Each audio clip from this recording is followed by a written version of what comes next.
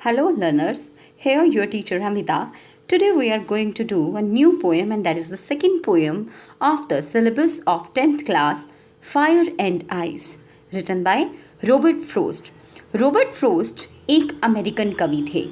बहुत सारी कविताएं इन्होंने लिखी, जिनमें से उनकी एक फेमस कविता है द रोड नोट टेकन, जो आपने पहले पढ़ी होगी। ये कविता सिंबॉलिक है। इसमें फायर एंड आइस जो टाइटल है ये प्रतीकात्मक है। और सबसे पहले मैं आपको बताने जा रही हूँ इस पोएम का central idea. So dear learners, fire and ice एक एक्सट्रीमली कॉम्पैक्ट लिटिल लिरिक है। केवल 9 लाइन्स इस पोएम के अंदर है और एक भी सिलेबल यहाँ पे वेस्ट नहीं किया गया। इस कविता का जो थीम है वो बहुत पुराना प्रश्न है, जो कि ये है कि ये दुनिया का अंत कैसे होगा, फायर से या आइस से।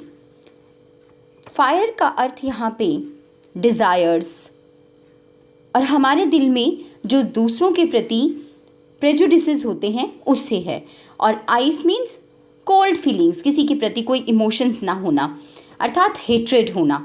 तो दुनिया का अंत होगा और कैसे होगा, या तो फायर से या आइस से। तो पोएट डिसाइड करता है कि इन्हीं दो ऑप्शन में से कोई ना कोई चीज़ दुनिया का अंत करेगी। तो पोएट कॉमन लोगों का बिलीफ शेयर करता है और कहता है कि कुछ लोग कहते हैं कि दुनिया का अंत फायर से होगा और कुछ कहते हैं कि दुनिया का अंत आइस से होगा। तो इस इशू को दो लोगों के बीच में डिवाइड किया गया है।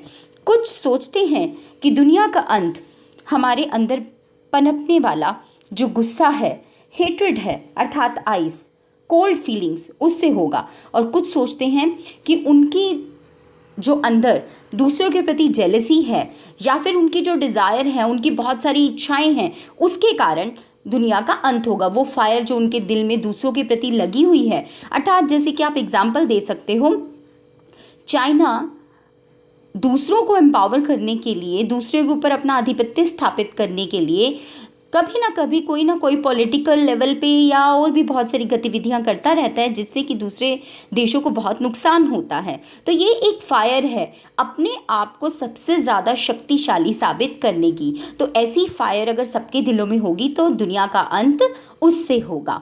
तो फायर जो है वो पैशंस, डिज़ायर्स के लिए स्टैंड करती है। हाँ, ये लव के लिए भी स्टैंड करती है। तो हमारी पैशंस जो डिज़ायर्स हैं, जो ये दुनिया का एक दिन अंत कर देंगी।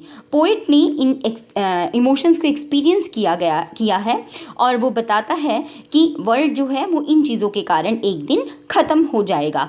यहाँ तक कि जो हेट है वो कोल्ड और आइसी रीजंस के कारण बोर्न होती है और वो भी इस दुनिया को अंत करने का एक दिन कारण बनेगी। So dear learners, now I am going to recite the poem. Some say the world will end in fire, some say in ice. From what I have tasted of desire, I hold with those who favor fire. अब यहाँ कवि क्या कहता है कि जो इस संसार का अंत है वो अवश्य होगा, लेकिन कैसे होगा।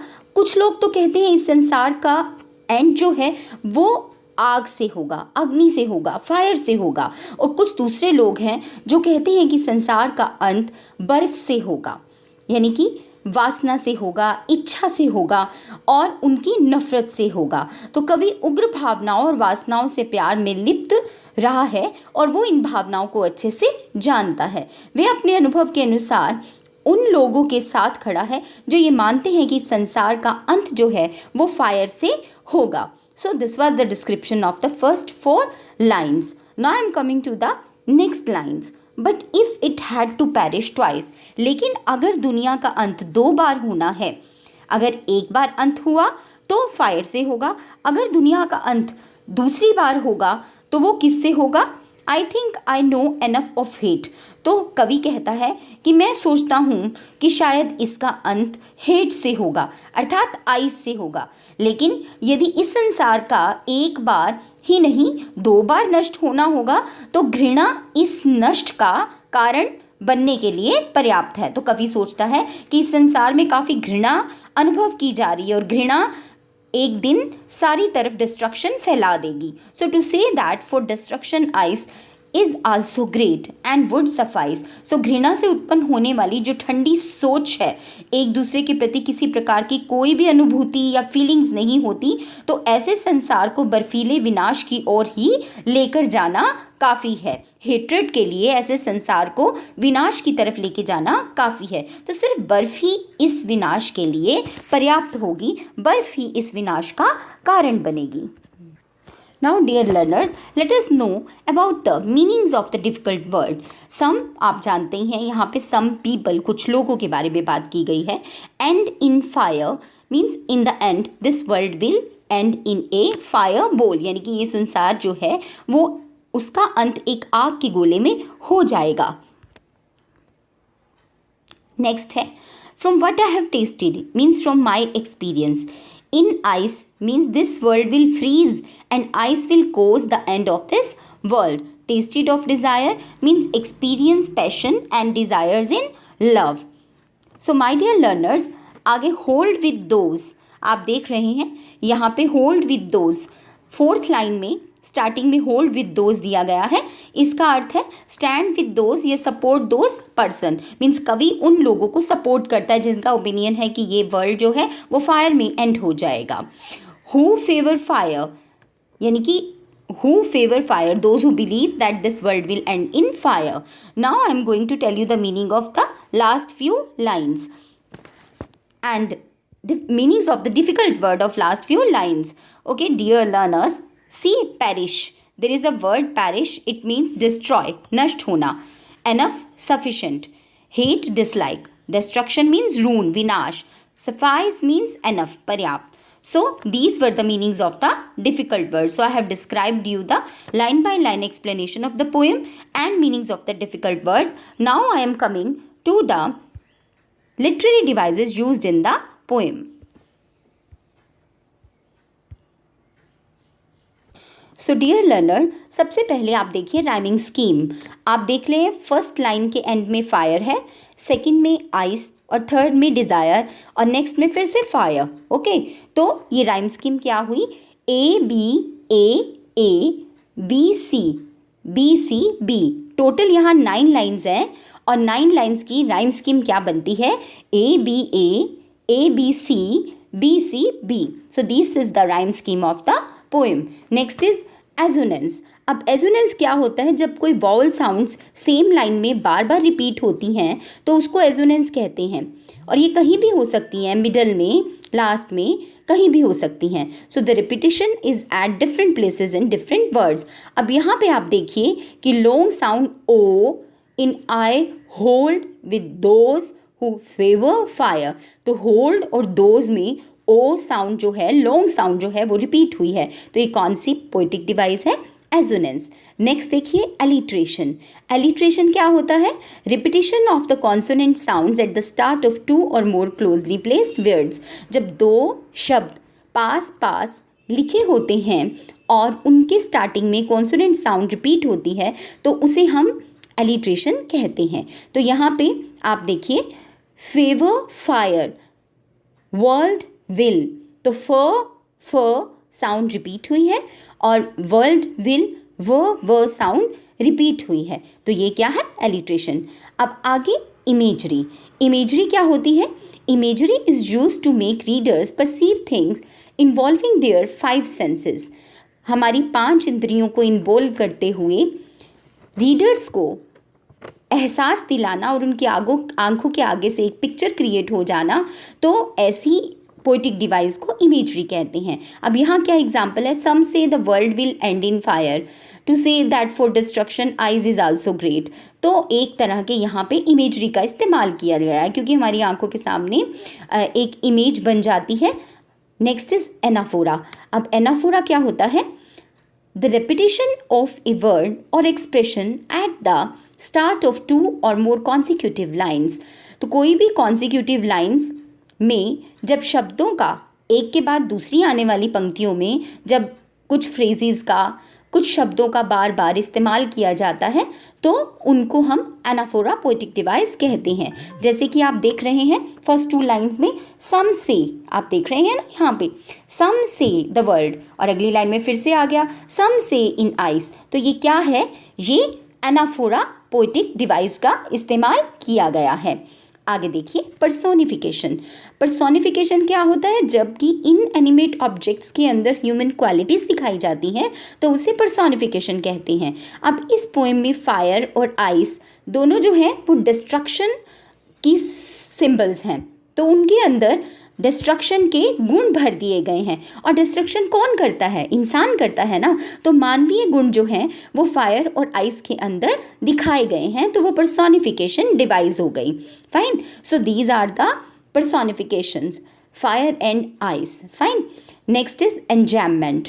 अब एंजैममेंट क्या होता है? It is defined as the thought or clause that does not come to an end at a line break. Rather, it moves over to the next line. अब आप देखिए, आप इस पोएम के अंदर यहाँ से लेकर कोई भी फुल स्टॉप नहीं है, ना कोई कोमा है, ना कोई पंक्चुएशन मार्क का इस्तेमाल किया गया है। तो जब 2 या 3 लाइंस के अंदर कोई भी पॉज नहीं होता, कोई कॉमा, कोई फुल स्टॉप, सेमीकॉलन कुछ यूज़ नहीं किया जाता, मीन्स उसको ब्रेक नहीं लगाया जाता, तो कॉन्टिन्यू चलने वाली क्लोजेस को, थॉट्स को बिना लाइन ब्रेक किए जब इस्तेमाल किया जाता है तो उसको एंजैममेंट कहते हैं। यहाँ पे आप देखिए, from what I have tasted of desire, there is no comma after this, I hold with those who favour fire. Fine, so this is the example of enjambment. Now dear learners, हम life में भी fire और ice को बहुत सारी चीज़ों के साथ एसोसिएट करते हैं, जैसे greed, cruelty, lust, conflict, coldness, indifference, hatred, insensitivity, intolerance, fury. सो ये सब चीज़ें जो हैं वो नेगेटिव हैं। तो फ्रोस्ट जो है वो भी फायर को greed, conflict, fury, cruelty, lust के साथ एसोसिएट करके दिखाते हैं, और आइस जो है वो insensitivity, coldness, intolerance, indifference, rigidity and hatred के साथ एसोसिएट करके दिखाते हैं। सो इस पोएम में जो राइम स्कीम है वो मैंने आपको बता दी, A B C B है। So dear learners, Robert Frost's poem Fire and Ice expresses the deep, profound that the world would end in either of two ways, either by ice or fire. Both the components are compared with self-destructing human emotions, hatred and desire. The poem very artistically underpins the philosophy that we let our emotion rule us and we don't control them. They will surely destroy everything around us. Similarly, he thinks fire and ice both are just as competent in bringing the world to a catastrophic end.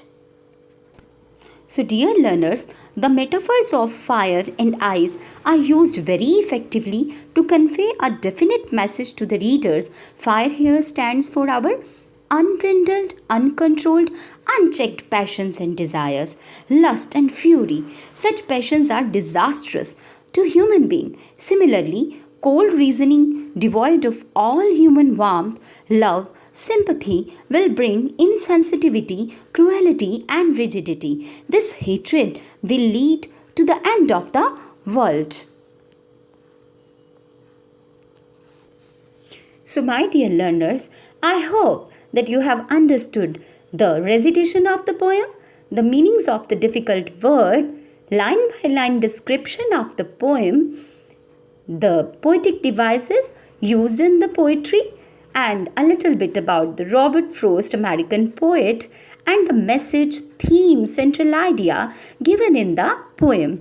Hopefully you have enjoyed the poem and you will also get this message in your life. Fine. So implement all these things, whatever the message is given in the poem, you should also implement all these things in your life. Avoid excess of desire, avoid hatred, avoid cold feelings, so that this world can become heaven and you can enjoy the life and you can give a beautiful world to the coming generation. Goodbye. Keep learning, keep practicing.